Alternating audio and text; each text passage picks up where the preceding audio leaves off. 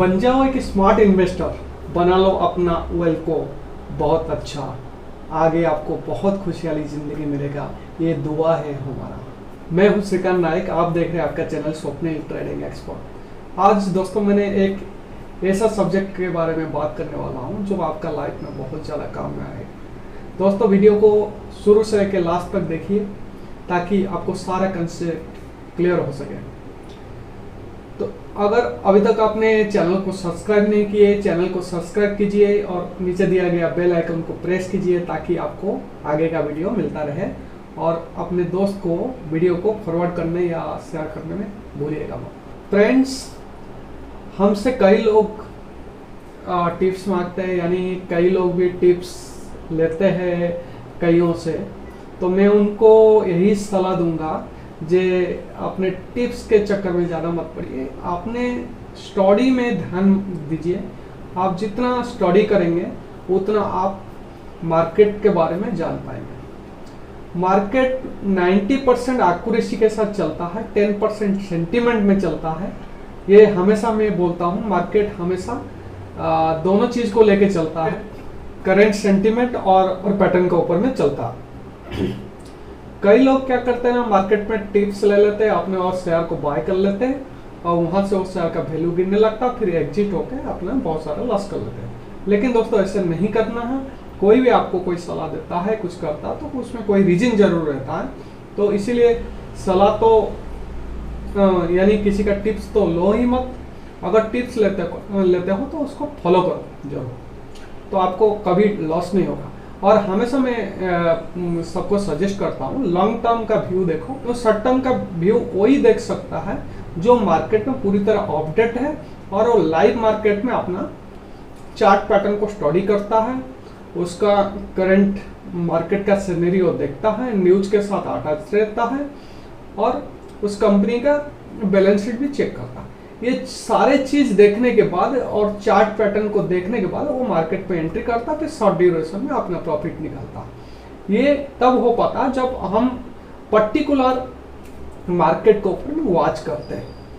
अगर दोस्तों आपने वैसे नहीं कर सकते हो तो प्लीज प्लीज प्लीज कभी अपने ट्रेडिंग मत कीजिए, शॉर्ट ड्यूरेशन का आप देखिए मत।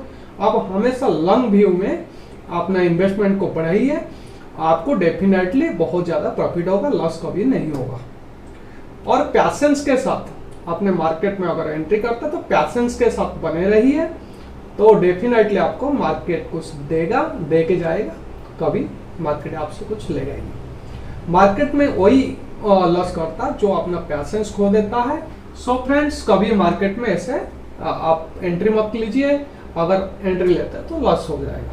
डियर फ्रेंड्स, आज हम उस टॉपिक के बारे में बात करने जा रहे हैं, जैसे हमने कोई भी स्टॉक को कैसे सिलेक्शन करें। उससे पहले हमने कड़वा सच बता रहा हूं, इसमें 5 सच बताऊंगा आपको। पहले तो आप किसी का टिप्स मत लीजिए। अगर कोई बोलता है मैं आपको 100% या 99% का एक्यूरेसी देता हूं, उसमें बिलीव मत कीजिए, क्योंकि मार्केट कभी 99% एक्यूरेसी के साथ चलता ही नहीं है। मार्केट में ओनली 90% का एक्यूरेसी रहता है। मैं क्यों ना हूं, मैं आपको सही बात बता रहा हूं, मार्केट 90% एक्यूरेसी के साथ चलता है, बाकी 10% सेंटीमेंट है।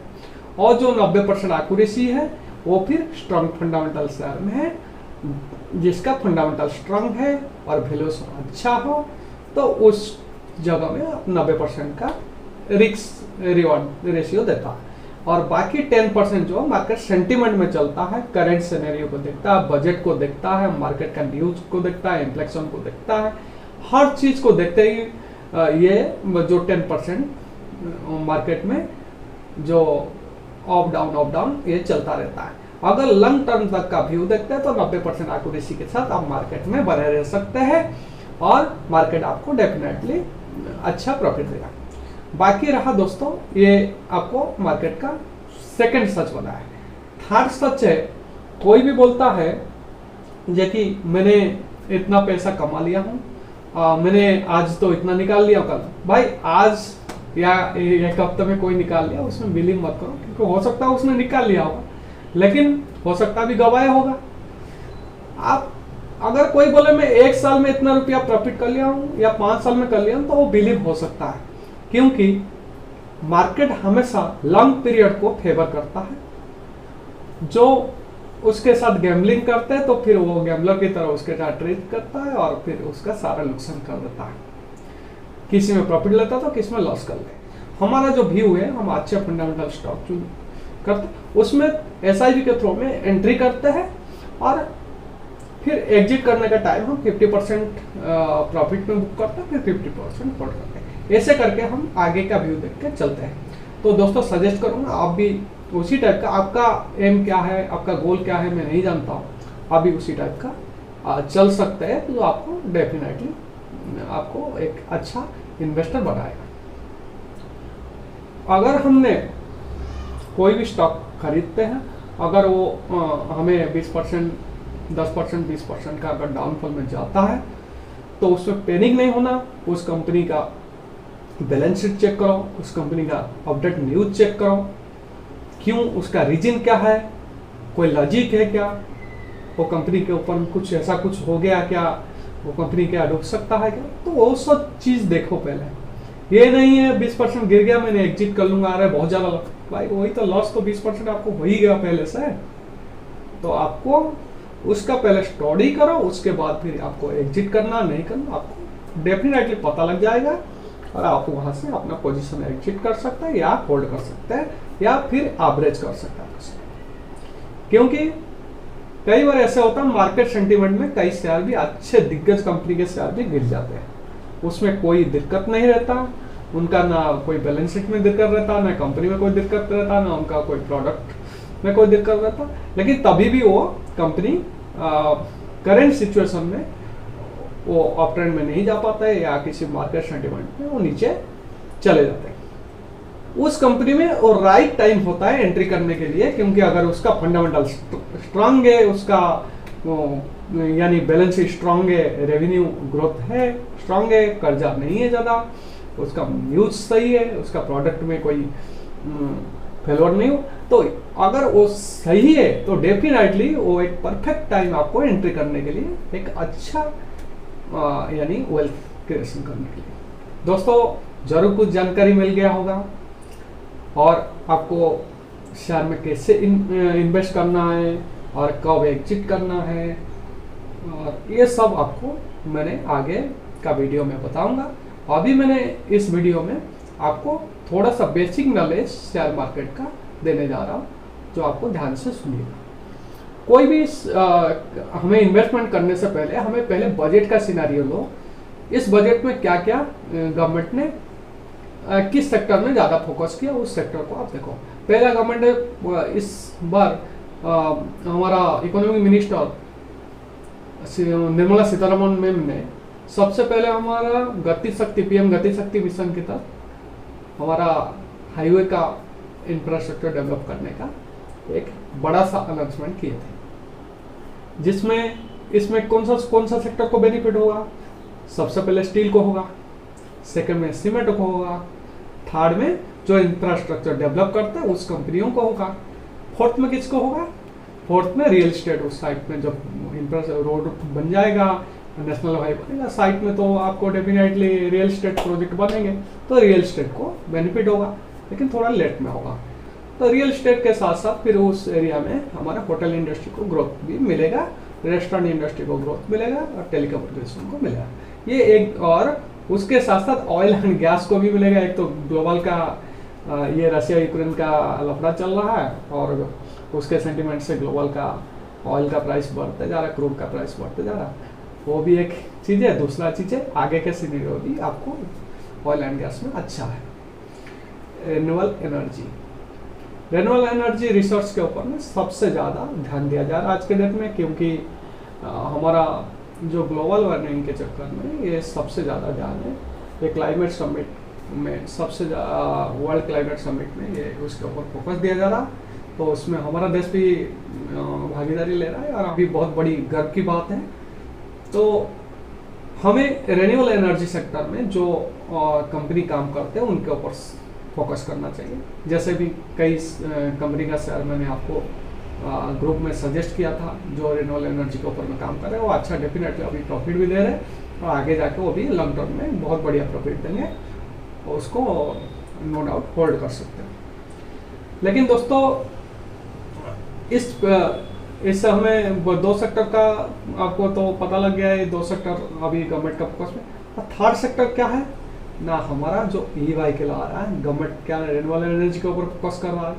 सेकेंड में हमारा पॉल्यूशन कंट्रोल करने के लिए ई व्हीकल के सेगमेंट में सबसे ज़्यादा फोकस कर रहा है। और ई व्हीकल के सेगमेंट में फोकस कर रहा है और किस में फोकस कर रहा है, हम जितना कम से कम हमारा क्रूड ऑयल का खर्चा को कम करें, यानी इंपोर्ट कम करने की कोशिश करेंगे। तो इसके लिए हम अदर रिसर्च के ऊपर में ध्यान दे रहे हैं। वो क्या है भाई, एथेनॉल। तो इसीलिए देख रहे होंगे शुगर कंपनी रॉकेट हो रहे हैं। तो ये क्यों हो रहे हैं ना, एथेनॉल की हमें सबसे ज्यादा एथेनॉल की जरूरत है, जो हमारा पेट्रोकेमिकल्स में भी वो एक अहम भूमिका निभाता है। तो उस सेक्टर भी आगे के लिए बुलिश है। अभी क्या, अभी से लेके आगे तक लंबी टाइम तक वो सेक्टर बुलिश रहेगा, यानी डेफिनेटली प्रॉफिट देगा। अच्छा वैल्यूएशन स्टॉक पकड़िए, अच्छा कंपनी का फंडामेंटल पकड़िए, जो जिसका कैपेसिटी, प्रोडक्शन कैपेसिटी ज़्यादा है, वो डेफिनेटली आपको बड़ी लंबी अवधि तक बहुत बड़ा गेन देगा। तो ये रहा बजट के थीम के हिसाब से मैंने आपको बता दिया। थर्ड में रहा हमें क्या करना है ना, हमें जो शेयर सिलेक्ट करना कैसे करना है ना, पहले आपको मैं सजेस्ट करूँगा scanner.com खोलिए, उसमें आपको पर्टिकुलर एक सेक्टर को आइडेंटिफाई कीजिए। उस सेक्टर में फिर आप मार्केट वैल्यूएशन से लेके फिल्टर लगा लीजिए। मार्केट वैल्यूएशन कैपिटल को देखते हुए, यानी डिसेंडिंग से असेंडिंग ऑर्डर में फिल्टर लगा के आप देख सकते हैं। सबसे ज़्यादा मार्केट कैप वाला ऊपर आ जाएगा, उससे लेके 10 कंपनी चूज कीजिए। 10 से फिर आपको उसका वैल्यूएशन और टेक्निकली चार्ट को देख के आप उससे एंट्री कीजिए। टेक्निकल चार्ट पैटर्न देख के एंट्री कीजिए। टेक्निकल चार्ट पैटर्न में हमें क्या चेक करना है ना, टेक्निकल चार्ट पैटर्न में हमें उसका MACD, RSI ये सब देखना है कि उसमें हमारा जो पास्ट का सिनेरियो क्या था देख सकते हैं। उससे हमें फ्यूचर का अंदाजा लगा सकते हैं। मार्केट पास्ट को देख के फ्यूचर चलता है, जैसे कि हमारा हम किसी का फ्यूचर नहीं बोल सकते, उसी टाइप का मार्केट भी ऐसा ही है। हाँ, एक अंदाजा लगाया जाता है, पास्ट में ऐसे हुआ था, पास्ट में ऐसे चार्ट पैटर्न ब्रोक किया था, यहाँ से सपोर्ट लिया था, यहाँ से रेजिस्टेंस लिया था। तो उसको सारे सिनेरियो को देखते हुए हमें हमारा कई टेक्निकल टूल्स बना हुआ है, उसमें हम काम करते हैं और उस टेक्निकल टूल्स की मदद से हम फिर बाय और सेल करते हैं। आजकल बहुत ज़्यादा मार्केट कॉशियस हो गया, जैसे कि उसमें बहुत रिस्की हो गया, क्योंकि आजकल ह्यूमन भी ट्रेडिंग नहीं कर रहे। बहुत बड़े बड़े ट्रेडर्स जो है एल्गो ट्रेडिंग के प्लेटफॉर्म में काम कर रहे हैं, जो कंप्यूटर रोबोट काम कर रहा है। एक जो कि मैथमेटिकल एल्जेब्रिकल मेथड में वो काम कर रहा है और उसने अपना पोजीशन एंट्री भी ले रहा है और पोजीशन आउट भी कर रहा है। तो उससे मार्केट का एकदम से मूव होना और एकदम से फॉल होना आप कई बार देखे होंगे। तो ये सब उस एल्गो ट्रेडिंग की वजह से होता है। इसीलिए मैंने बोलता हूँ मार्केट में हमेशा बच के रहिए और कॉशियस रहिए और अलर्ट रहिए और लंबे अवधि के लिए सोचिए। शॉर्ट टर्म में बिल्कुल ट्रेड मत कीजिए, क्योंकि आपको लसी होगा, बहुत ज़्यादा लॉस होगा।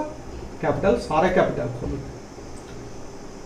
आशा करता हूँ इस वीडियो में आप लोग को बहुत सारी चीज़ समझ में आ गया होगा।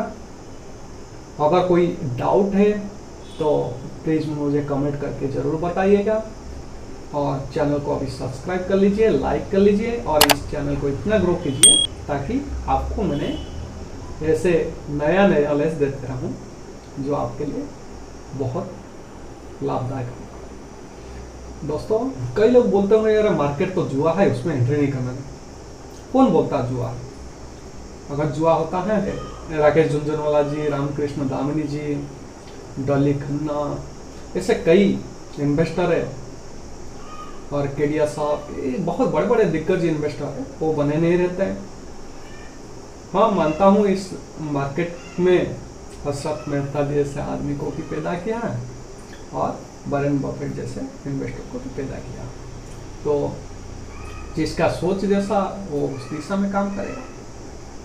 तो डेफिनेटली एक पॉजिटिव सोच लो और पॉजिटिव के ओर चलो। और इस मार्केट में आपने कई चीज़ आपने सीखे होंगे, बहुत सारे चीज़ सीखे होंगे, कभी लॉस भी किए होंगे, बहुत सारा प्रॉफिट किए होंगे। बहुत ज़्यादा एग्रेसिव होके कोई शेयर बाय नहीं करना, या बहुत ज़्यादा एग्रेसिव भी नहीं होना और बहुत ज़्यादा पैनिक भी नहीं होना। अगर मार्केट में आपने एक समांतर नीति बनाते रहोगे, बना के चलोगे लंबी अवधि के लिए, डेफिनेटली आपका ग्रोथ मिलेगा। क्योंकि हमारे पास कोई ऑप्शन ही नहीं है ना। आप आरडी के देखो, रिकरिंग डिपॉजिट का इंटरेस्ट परसेंट कितना कम हो गया, 4%, 4.5% मिलता है। आपका फिक्स डिपॉजिट देखो कितना, 6% देते हैं मैक्सिमम, और भी लॉन्ग टर्म के लिए। सबसे ज्यादा हाईएस्ट इंटरेस्ट है पीपीएफ, 7.1% है। तो हमें उससे इन्फ्लेशन को थोड़ी कंट्रोल है। 16.44% का इस ईयर का इन्फ्लेशन, ये जो मार्च से लेकर अभी तक जो सिनेरियो है, 16.44 का परसेंट का इन्फ्लेशन मार्केट में है।